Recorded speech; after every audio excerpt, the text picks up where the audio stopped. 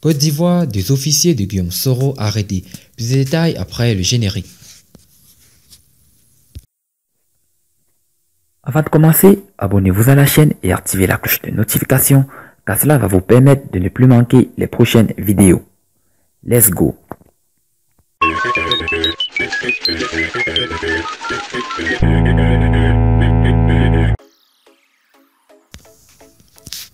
Deux officiers de la sécurité de l'ancien président de l'Assemblée nationale ont été arrêtés, a fait savoir Moussa Touré, un proche de Guillaume Soro, ce samedi 8 février 2020.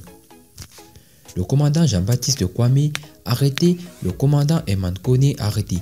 Le crime avoir été affecté à la sécurité de Guillaume Soro, dénonce Moussa Touré, conseiller en communication du président de GPS.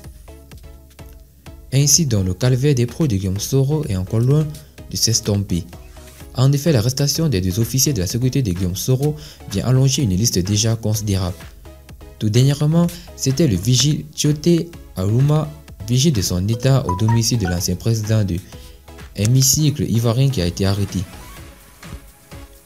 Il passait devant la résidence comme souvent et un 4x4 qui stationnait pas loin est brusquement venu couper la route devant lui. Des individus armés de Kalachnikov sont sortis et lui ont ordonné de monter à bord. Après s'être exécutés, ils ont démarré en tombe. Ce sont les voisins témoins de la scène qui nous ont alertés, avait expliqué Moussa Touré. Guillaume Soro, poursuivi par l'État de Côte d'Ivoire, se trouve dans l'Hexagone où il persiste qu'il rentrera en Côte d'Ivoire et participera à la prochaine élection présidentielle 2020. Pendant ce temps, une bonne partie de ses proches, 15 personnalités dont 5 députés et un maire ont été arrêtés sans véritablement savoir pourquoi ils l'ont été. Ce sont des personnes qui ne comprennent pas les raisons pour lesquelles elles ont été en détention.